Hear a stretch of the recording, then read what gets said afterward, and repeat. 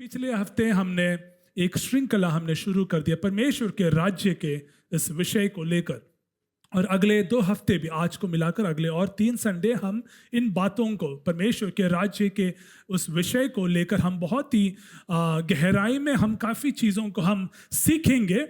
और साथ ही साथ आज के सुबह के समय मेरा जो शीर्षक है, अगर आपको ये जो शीट मिल गया है तो मैंने वहाँ लिखा है बादशाहत केंद्रित मन। ठीक है, बादशाहत केंद्रित मन। तो आप लोग ने अगर ये शीट देख लिया है तो मैंने स्पेस दिया है ना। आप देखेंगे तो मैंने काफ़ी जगह हर पॉइंट्स में मैंने स्पेस दिया है। पता है क्यों स्पेस दिया है? वहाँ ड्राइंग करने के लिए नहीं है, वहाँ लिखने के लिए है। ठीक है ना। या आज दोपहर को हम क्या खाएंगे वो नहीं लिखना है, ठीक है, लेकिन हमें वचन लिखना है। जो भी आप सीखने जा रहे हैं कृपया आप लोग लिख सकते हैं, इसीलिए मैंने स्पेस दे दिया है। और बहुत बाइबल रेफरेंसेस हैं इस सुबह के समय, तो आप लोग सिर्फ रेफरेंसेस आप लोग लिख सकते हैं ताकि आप घर जाकर भी आप क्या कर सकते हैं, उसे आप पढ़ सकते हैं। ठीक है, तो अच्छी बात है, कई बार लिखना है, सुनना भी है, तो इससे क्या होता है आप लोग रिकॉर्ड हो जाएंगे जो आपने सीखा है। ठीक है, तो इस सुबह के समय परमेश्वर के अधीन होकर मैं इस बात को आपके सामने में रखना चाहूँगा। ये जो शीर्षक है बादशाहत केंद्रित मन, या परमेश्वर के राज्य के लिए हमें अपने मन को तैयार करना है। ठीक है, तो हम कैसे तैयार करें? तो इस सुबह के समय कई बातों को हम सीखने पाए। पूरे नए नियम में परमेश्वर का राज्य, ये जो शब्द है परमेश्वर का राज्य, ये जो शब्द है 70 बार लिखा गया है। ठीक है, ये परमेश्वर का राज्य, ये जो वाक्य है नए नियम में कितने बार लिखा गया है? 70 बार लिखा गया है। उसमें से, उस 70 में से 30 बार मत्ती सुसमाचार में ही लिखा गया है। 70 में से 30 बार मत्ती अध्याय जो सुसमाचार हैं उन सब अध्यायों में से मिलकर 30 बार हम ये शब्द हम देख सकते हैं। और पूरे नए नियम में राज्य जो शब्द है, ठीक है, राज्य जो शब्द है वो 162 बार, 162 टाइम्स, 162 बार लिखा गया है। ठीक है, राज्य जो शब्द है नए नियम में 162 बार लिखा गया है। और उस 162 में से जो सुसमाचार है, जो 4 सुसमाचार है, उसमें 126 बार राज्य शब्द हम देख सकते हैं। ठीक है, सीख लिया आपने। पूरे नए नियम में परमेश्वर का राज्य जो शब्द कितने बार लिखा गया है? 70 बार लिखा गया है। और उस 70 में से 30 बार कौन से अध्याय में, कौन से पुस्तक में लिखा गया है? मत्ती सुसमाचार में 30 बार हम देख सकते हैं। और पूरे नए नियम में राज्य जो शब्द है 162 टाइम्स है। उसमें से राज्य जो शब्द है सुसमाचारों में, 4 सुसमाचार में 126 बार लिखा गया है। तो आज सुबह के समय बादशाहत केंद्रित मन, ये जो विषय है आपके सामने रखने से पहले मैं ऐसे भी कुछ क्षेत्रों को आपके सामने में रखना चाहता हूं जहां हमने कई बार अपने मन को लगाया है। ठीक है, बादशाहत केंद्रित मन, इस विषय को आपके सामने रखने से पहले ऐसे कई क्षेत्र हैं जहां हमने अपने मन को रखा है, उसको भी मैं आपके सामने में रखना चाहूंगा। 6 प्रकार के मन है। ठीक है, 6 प्रकार के मन है। सबसे पहला है चिंताग्रस्त केंद्रित मन। ठीक है, चिंताग्रस्त, देखो पॉइंट नंबर 1 में लिखा है ना, हम बहुत ही चिंतित होते हैं। कई बार हम कई विषयों के लिए हम बहुत चिंतित हो जाते, छोटे छोटे विषयों के लिए हम क्या है, चिंतित हो जाते। कई बार हमारी जो चिंता है नकारात्मक है, और कई बार हमारी जो चिंता है वो सकारात्मक भी है। दूसरों के प्रति कई बार नकारात्मक चिंताओं को हम रखते हैं, या कई बार हमारे जीवन में या हमारे परिवार में जो बातें जो बीत रहे हैं उसके और हम क्या है और चिंता में हम पड़ जाते हैं, और कई बार ऐसे चिंताओं में हम डूब जाते हैं और हम क्या करते हैं, शैतान को हम क्या कर देते हैं, मौका हम देते हैं। ठीक है, तो चिंताग्रस्त केंद्रित मन जो व्यक्ति होता है वो क्या कहते हैं, चिंताओं के कारण शैतान को हमने क्या कर दिया है, एक मौका दे दिया है कि वो हमारे ऊपर क्या करे, राज्य करे। लेकिन आज सुबह के समय ऐसे चिंताओं को हमें दूर करने की जरूरत है।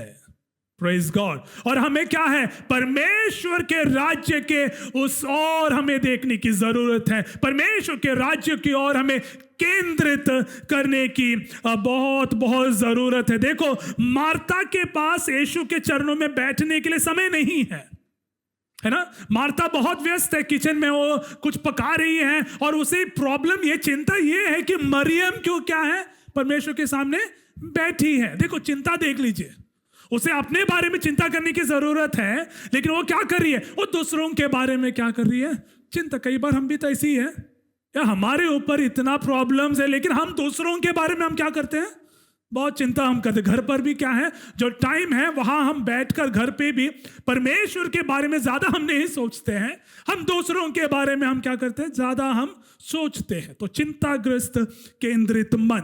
जो अगला जो है वो है सांसारिक सोच या सांसारिक केंद्रित मन। वो आपके नोट्स में मैंने पहला उसको लिखा है, सांसारिक केंद्रित मन। एक ऐसे लोग हैं जो परमेश्वर के बातों को समझने के लिए असमर्थ है।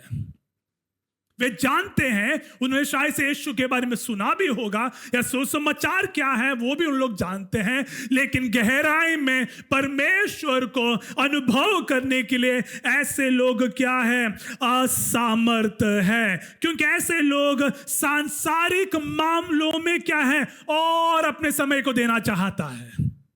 जो बाहर जो बातें हैं वहां की और क्या करें, अपने ध्यान को लगा रहे। ऐसे लोग को कहते हैं सांसारिक केंद्रित मन। तीसरा जो है वो है बंद दिमाग, क्लोज्ड माइंड, है ना, बंद दिमाग केंद्रित मन। ऐसे लोग क्या है, यीशु और उनके तरीकों को स्वीकार करने से इनकार करते हैं। मतलब उनका दिमाग क्या है, उन्होंने क्या कर दिया है, बंद कर दिया। कई बार हम सुनते, यार वो जो व्यक्ति है उसको आप 100 बार भी बोलो नहीं सुनेगा, वो क्या है, स्टबन है। क्यों? उसने अपने दिमाग को क्या कर दिया है, बंद कर दिया। वो कभी उसको हाँ नहीं करेगा, कभी हमारे बातों को क्या नहीं सुनेगा नहीं। ऐसे लोगों को बंद दिमाग केंद्रित मन कहते हैं। दूसरा कुरिन्थी अध्याय 4 उसका 4 में ऐसा लिखा है, दूसरा कुरिन्थी 4 का 4 में ऐसा लिखा है, ऐसे लोगों ने प्रतिमा पूजा और प्रथाओं से अपने मन को क्या है, अंधकार में बना लिया है। ये वो लोग हैं जिन्होंने अपने दिमाग को बंद कर दिया है, क्योंकि वे क्या कर रहे हैं, वो प्रतिमा पूजा या कई प्रकार के प्रथाओं की ओर क्या कर रहे हैं, अपने समय को देना चाहता है, और वे लोग क्या है, अंधकार में है। जो अगला जो बात है, चौथा जो है वो है दुष्ट मन, इवल माइंडेड, है ना, दुष्ट मन से रखने वाले लोग। ये जो लोग हैं वो बहुत ही खतरनाक हो सकता है। ऐसे जो लोग हैं बहुत खतरनाक हो सकते हैं। देख लीजिए, यीशु के साथ यहूदा इस्करियोती था, है ना, यीशु का एक चेला है यहूदा इस्करियोती, आप लोग जानते हैं। लेकिन वो यीशु के संग था, लेकिन उसका मन यीशु के साथ नहीं था। समझ में आ गया आप लोगों को, है ना। वो यीशु के साथ है, 3 साल 3.5 साल वो यीशु के संग हर जगह गया, उसने सब कुछ देख लिया यीशु मसीह कर क्या रहा है, लेकिन उसका मन परमेश्वर की ओर नहीं था, उसका मन कहाँ था, धन की ओर।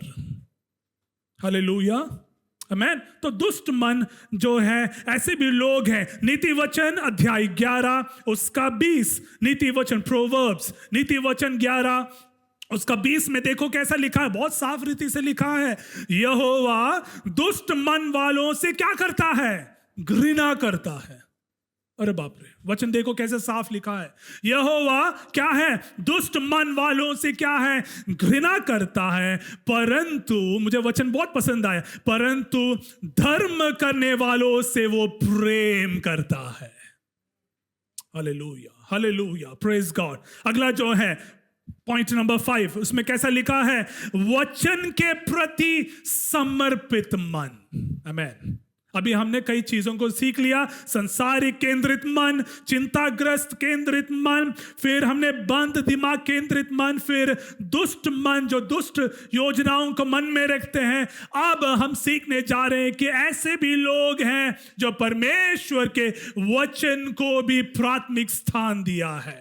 और मैं जानता हूं कि यहां जितने भी बैठे हैं वो परमेश्वर के वचन से मोहब्बत करते हैं। Hallelujah, praise God. देख लीजिए कैसा लिखा है इब्रानियों के पुस्तक अध्याय 8, हिब्रूज चैप्टर 8, इब्रानियों के पुस्तक अध्याय 8 उसका 10 में लिखा है, मैं अपने नियम उनके मन में डालूंगा। परमेश्वर कह रहा है कि मैं क्या करूंगा? मैं मेरा जो नियम है लोगों के मन में डालूंगा और उन्हें उनके हृदय पर मैं क्या करूंगा? लिखूंगा। देखो, परमेश्वर का वचन हमारे हृदय के पट्टियों में हमें लिखने की जरूरत है। और देखो कैसा लिखा है, और मैं उनका परमेश्वर होऊंगा और वे मेरे लोग होंगे। They will be mine, my people. परमेश्वर कहता है ऐसे लोगों के लिए जो परमेश्वर के वचन को मन में, ऐसे लोगों के लिए कहता है कि वे मेरे होंगे। ये हमारे लिए आशीष की बात है कि नहीं? कि परमेश्वर कहता है कि ये जो लोग हैं वो किसी का नहीं है, वो और दुनिया के लिए नहीं है, ये जो निज प्रजा है वो मेरा है, मेरा है।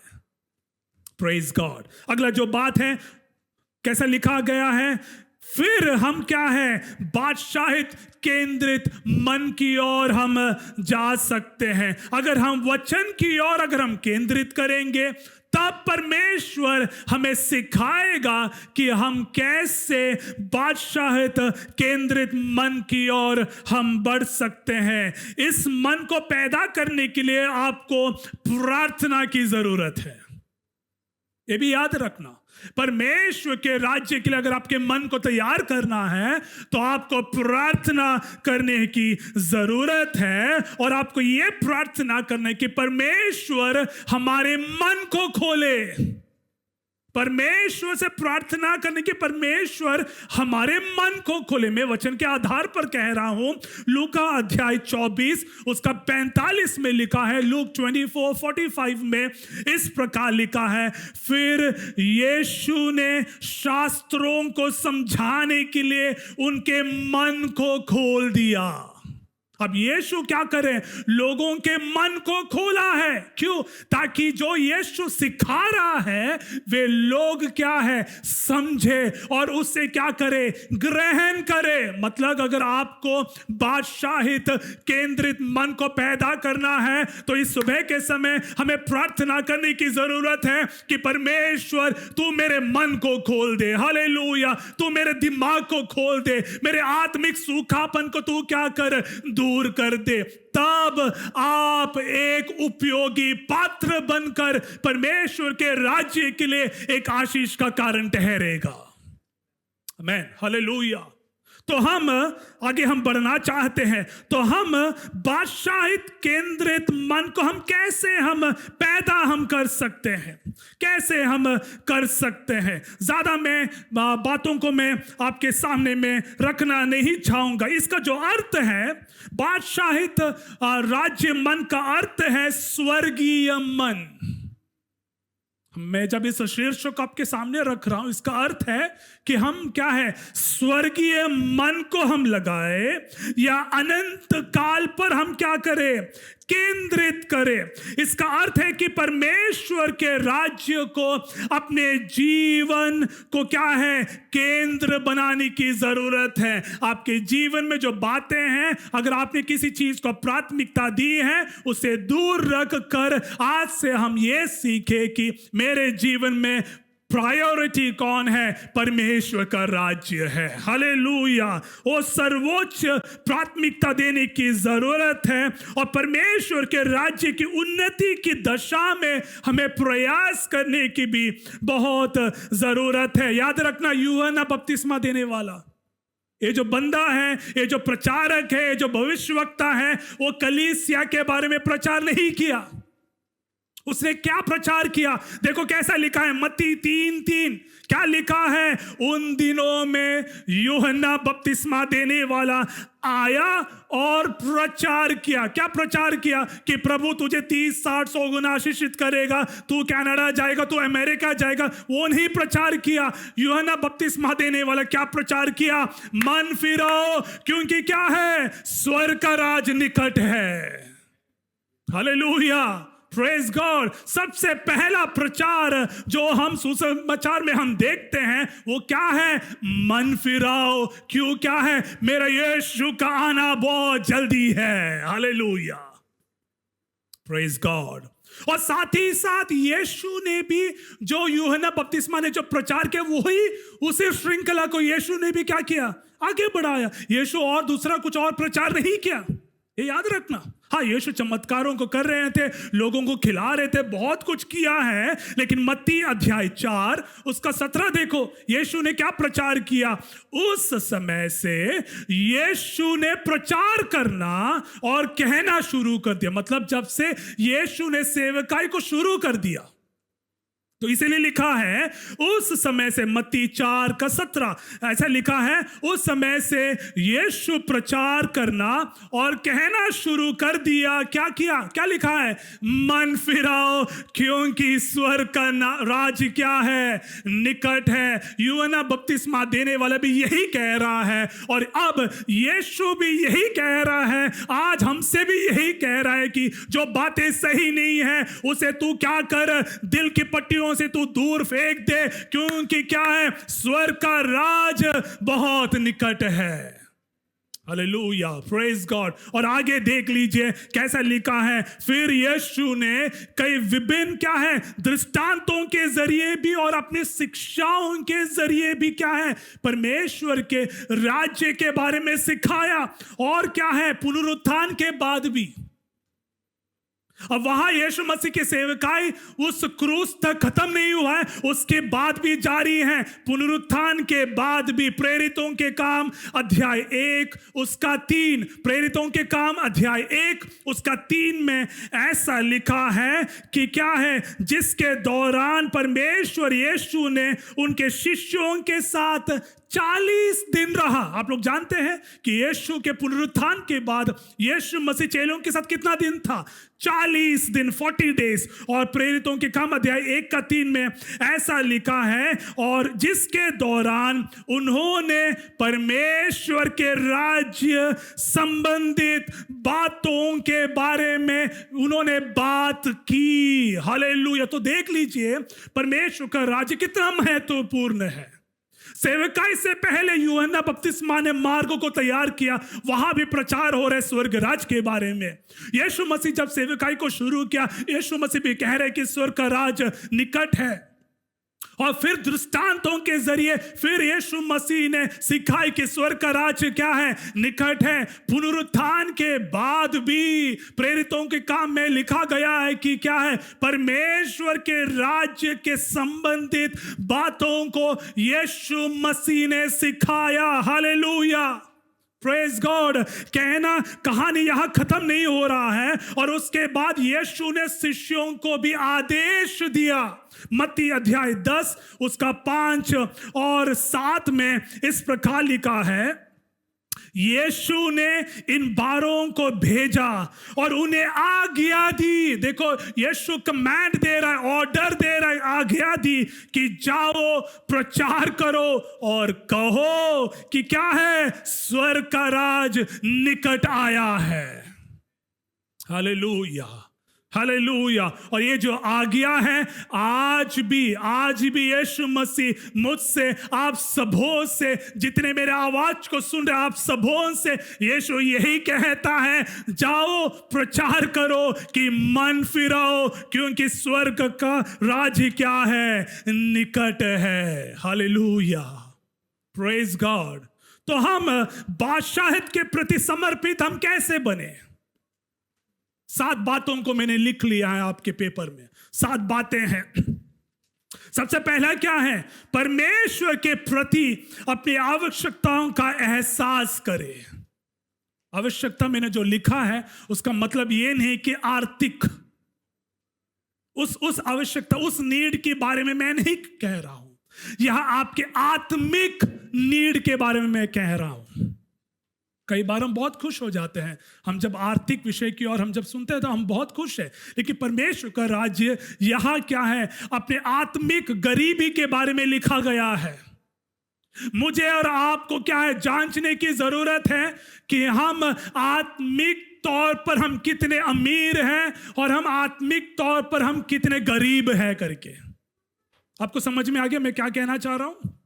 तो हमें क्या है? परमेश्वर के सामने अपनी आवश्यकताओं को परमेश्वर के सामने रखना है। आपके आत्मिक नीड को आप परमेश्वर के सामने रखें, तब आप क्या है? बादशाहत केंद्रित मन की ओर एक कदम आपने आगे, एक कदम को आगे बढ़ाया है। 2 कोरिन्थी अध्याय 4 उसका 2 और 3।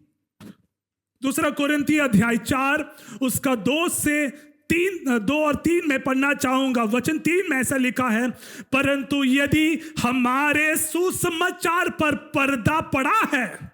देखो कैसा लिखा है पौलुस, कैसे कितना साफ रीति से लिखा है, परंतु यदि हमारे सुसमाचार पर पर्दा पड़ा है तो यह नष्ट होने वालों ही के लिए है। कितना साफ लिखा गया है। तो मुझे और आपको जांचना है कि हमारे आत्मिक लेवल किस स्तर पर है। और अगर आप ये जानते हैं कि इन दिनों मैं प्रार्थना नहीं कर पा रहा हूं, या मैं वचन की ओर मनन नहीं कर पा रहा हूं, या मैं आराधना में मैं अपने फोकस को नहीं रख पा रहा हूं, तो इसका मतलब यह है कि आप क्या है? आत्मिक तौर पर थोड़ा सा कम हो गया है। कहने का अर्थ यह है कि आप परमेश्वर के सामने चले जाइए और कहें कि परमेश्वर ये मेरा विषय है, आत्मिक तौर पर तू मुझे क्या करे? ओ अमीर बना दीजिए। Hallelujah, praise the Lord. मत्ती अध्याय 5 उसका 3, मत्ती अध्याय 5 ऐसा लिखा है, धन्य है जो मन के क्या है? दीन है। मैथ्यू 5:3, धन्य है वे जो क्या है? मन के दीन है, क्योंकि स्वर्ग का राज उन्हीं का है। वाओ, परमेश्वर ऐसे लोगों को ढूंढ रहा है जो दीन होकर हलीम में बनकर परमेश्वर की आराधना, ऐसे लोगों को परमेश्वर ढूंढ रहा है और कहता है कि ऐसे लोगों के लिए मैंने घर तैयार किया है। आमीन, हालेलुया। आप जानते हैं कि मेरा यीशु हमारे लिए घर तैयार कर रहा है। पिछले 2024 वर्ष से उस घर का कंस्ट्रक्शन चल रहा है। जरा सोच लीजिए, जरा बस एक कल्पना कीजिए, हम यहाँ एक घर बनाते हैं, 6-8 महीने में हम उसे क्या करते हैं? तैयार करते हैं, अपने समय, पैसा सब कुछ लगाकर। लेकिन पिछले 2024 वर्ष से मेरे यीशु मेरे लिए, ओ कलीसिया के लिए घर बना रहा है। क्यों ना हम वहां प्रवेश करें? हालेलुया, क्योंकि स्वर्ग का राज उन्हीं का है। अगला बात, समय नहीं है, बहुत चीजें लिखा। अगली जो बात है, अगर हमें परमेश्वर के राज्य के केंद्रित मन की ओर हमें तैयार करना है तो हमें अपने पापों का पश्चाताप हमें करना है और हमें क्या है? फिर से जन्म लेना है। We need to confess our sins, है ना? हमें अपने पापों का पश्चाताप करना है। देख लीजिए, एक व्यक्ति था, उसका नाम था निकोदेमस। आप लोग जानते हैं इस व्यक्ति के बारे में, है ना? वो एक दिन परमेश्वर के सामने पास आता है, क्योंकि वो परमेश्वर के सामने बैठा था। और ये क्या है? एक सरदार है। ये याद रखना, सरकार में, रोमी सरकार के बीच में एक सरदार है, एक पोजीशन में बैठने वाला एक व्यक्ति है। वो परमेश्वर के बातों को सुन रहा था और कहता है कि कई चीजें कह दिया है ना। यूहन्ना अध्याय 3:3 मैं आपके लिए होमवर्क दे रहा हूं, जाके पढ़ना है। और फिर क्या है, ये जो व्यक्ति है कहता है कि स्वर्ग के राज में प्रवेश कैसे करे, और यीशु कहता है कि जब तक तू क्या है, जल और आत्मा में जन्म ना ले तब तक क्या है, तू स्वर्ग के राज में क्या है, प्रवेश नहीं कर सकता। उसी दिन इतिहास इस प्रकार कहते कि निकोदेमुस ने अपना जीवन यीशु को दे दिया, and he was a secret disciple of Jesus. और वही जो निकोदेमुस है, यूहन्ना अध्याय 7 में यीशु के लिए अपने आवाज को उठाया। जब लोग यीशु को पथराव करने के लिए यीशु के ऊपर प्रश्न पूछ रहे थे, यही निकोदेमुस ने क्या किया, यीशु के लिए अपने आवाज को उठाया। कहानी वहां खत्म नहीं हो रहा। यीशु के मृत्यु के बाद ये जो योसेफ अरिमथाई ने क्या किया, यीशु के शरीर को लेकर गया, उसके साथ निकोदेमुस भी था। वहां उसका जीवन बदल गया। कहने का अर्थ है, जब परमेश्वर हमारे जीवन को बदल देता है, परमेश्वर हमारे जीवन में एक नवीकरण को भी लेकर आता है ना।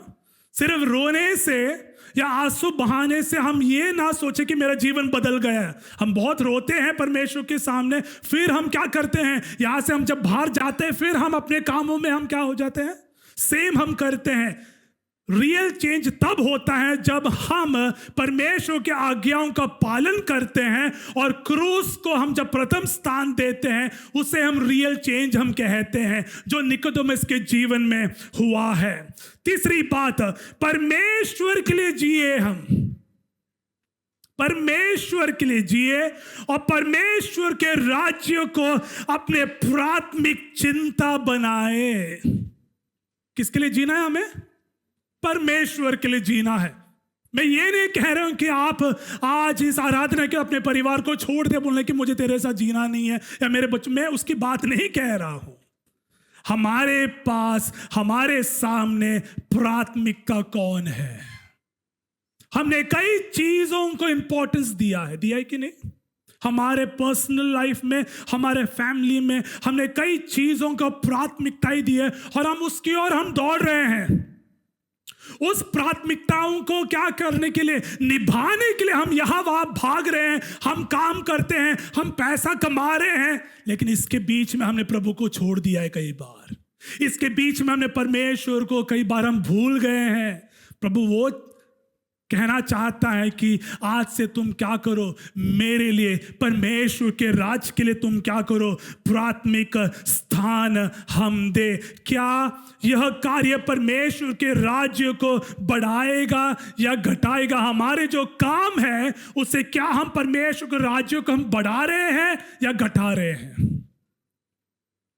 क्या हम परमेश्वर के हमारे कार्यों के जरिए परमेश्वर के राज्य को हम सम्मान ला रहे हैं या अपमान ला रहे हैं?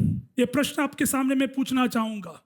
क्या हम परमेश्वर के राज्य को हम बढ़ा रहे हैं या घटा रहे हैं? या हमारे कार्यों के जरिए क्या हम सम्मान ला रहे हैं या क्या है, अपमान को हम ला रहे हैं? या हमारे कार्य के जरिए परमेश्वर के राज्य के लिए वो फायदेमंद है, या जो हम करते हैं हमारे फायदे के लिए हम काम कर रहे हैं? कई बार हम सेवका इसीलिए करते हैं कि हमारा फायदा हो जाए, हमारे क्षेत्रों में हम क्या करें, बढ़ोतरी हम देखें, लेकिन परमेश्वर यह नहीं चाहता है हमारे सेवकाई के जरिए परमेश्वर के नाम को हम ऊंचा करने पाए।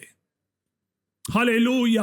परमेश्वर के स्वर्ग राज में कईयों को हम जोड़ने पाए, यही परमेश्वर चाहता है। मत्ती अध्याय 7 उसका 21 में इस प्रकार लिखा है, यीशु कहते हैं, जो कोई मुझसे हे प्रभु कहता है, वह स्वर्ग के राज्य में प्रवेश नहीं करेगा। सुन लिया आप लोगों ने? ये मैंने नहीं लिखा है, बाइबल में लिखा है। यीशु कह रहा है कि कई लोग क्या करेंगे, हे प्रभु मैंने तेरे लिए कन्वेंशन मैंने आयोजन किया, मैंने 3,000 लोगों को मैंने बपतिस्मा दे दिया, मेरे फेसबुक लाइव से कई लोग वचन को सुना। प्रभु ने कहा, तू है कौन? मैं तुझे नहीं जानता। ऐसा एक शब्द हम ना सुनने पाए, ऐसा एक शब्द हम ना सुनने पाए। हालेलुया।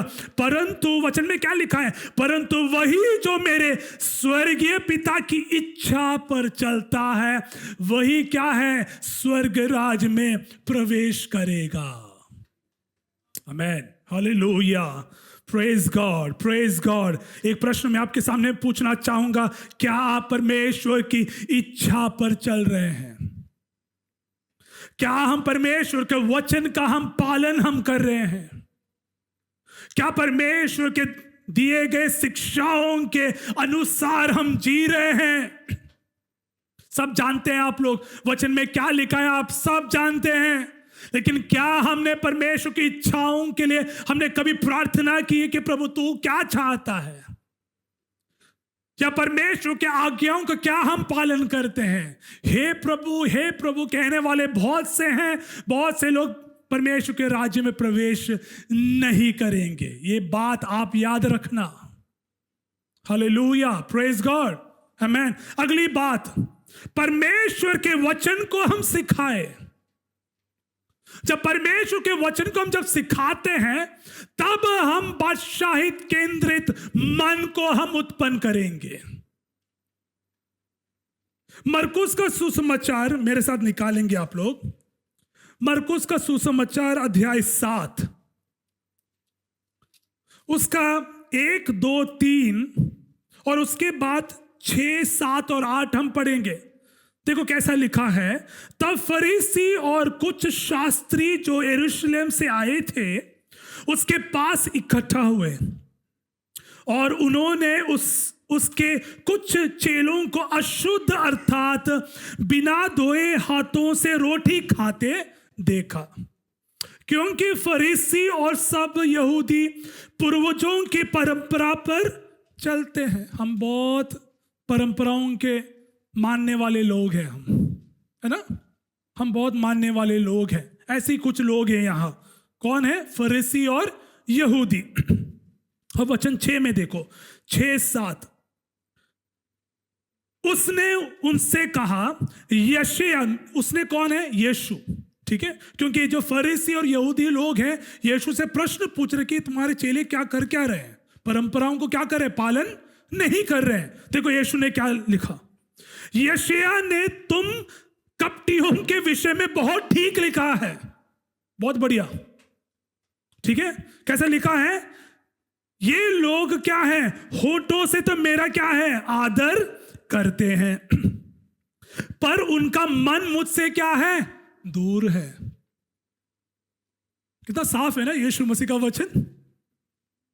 Praise God. क्या लिखा? ये जो लोग क्या है? बहुत आराधना कर रहे हैं। प्रेज एंड वर्शिप में तो हमारे जैसा आराधना करने के लिए कोई माहिर नहीं है, लेकिन हमारा मन कहाँ है वो भी जरा जांच लीजिए आप।